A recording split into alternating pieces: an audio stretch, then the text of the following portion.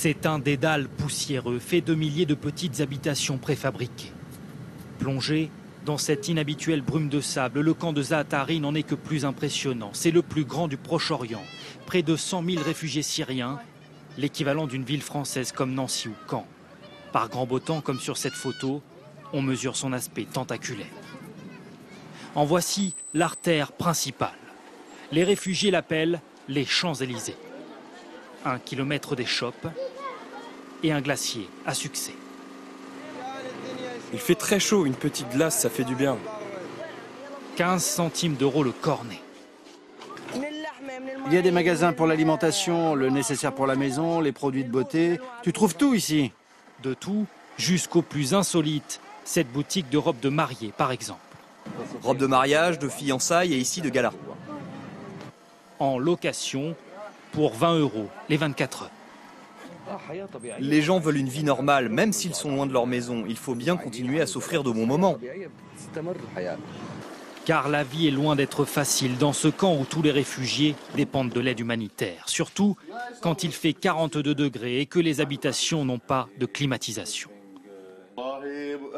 Regarde, il n'y a pas d'électricité, pas d'air conditionné, on transpire à grosses gouttes sans arrêt.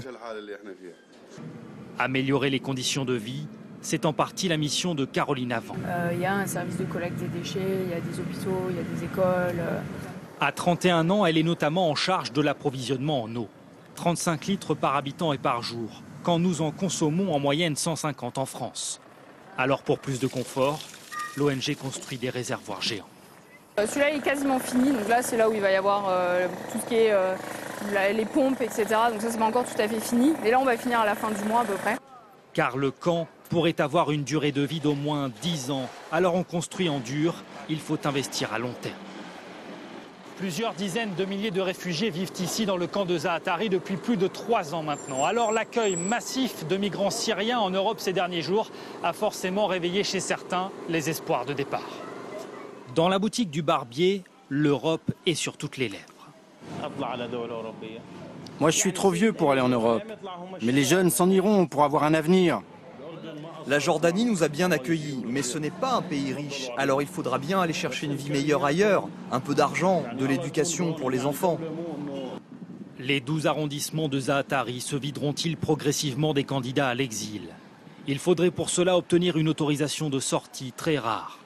Car ce camp est aussi une prison qui ne dit pas son nom et dont il reste très difficile de s'enfuir.